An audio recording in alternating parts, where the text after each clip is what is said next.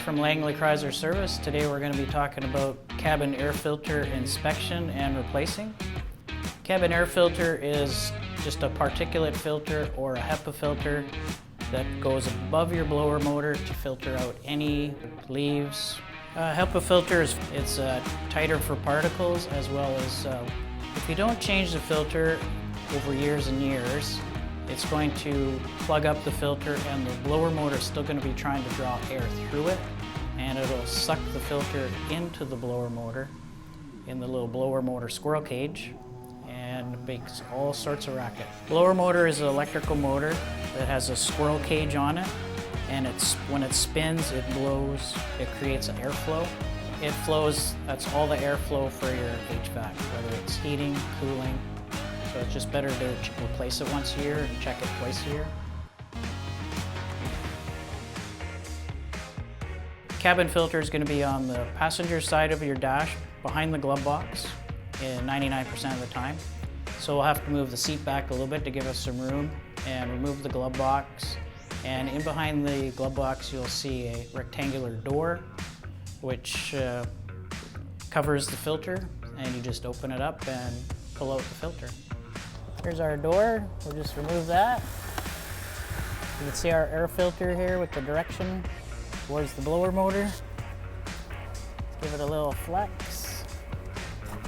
Comes right out, and you can see we got just a couple leaves in this case. We can clean that out. This here just filters out the air coming into your heater and air conditioning, as well as when you're on recirc, it's always filtering your air. This one here is just a particulate filter, not a HEPA. HEPAs will be a grayish color. Well, now that we've inspected the filter and we know this one is usable, we'll just flex it back in, put our access cover back on, and even before we put the glove box door back on, we can turn on the HVAC, make sure there's no wind whistling or tumbling around on the blower motor in case something fell into it. And if there is something, then we got to pull the blower motor out and make sure that all that debris is out of the blower motor. And it sounds quiet.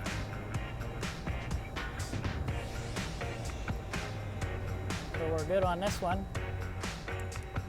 Make sure that the access cover is fully seated and sealed, and then we can complete it by putting the glove box door in place.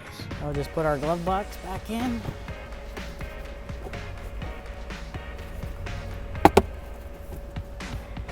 Get our little resistance strap here, clips in so that it drops nice and easy. So right here you can see the vent.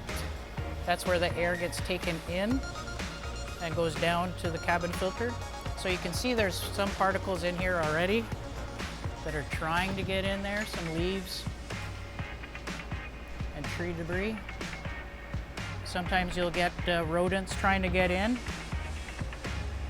and no signs of any rodents on this one.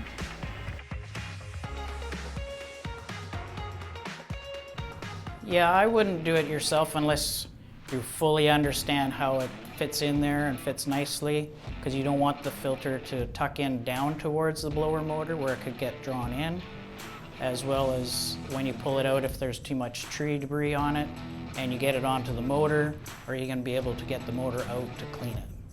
Generally, you'll see discoloration, a lot of gray dust or dirt on it, or you'll get in between the pleats of the filter, you'll get lots of dirt settling in there, and you can tell that it's going to be restricting the airflow, as well as needles from the evergreens. Thanks, this is Rick from Langley Chrysler Service, and thanks for watching this episode of our cabin air filter inspection and replacement.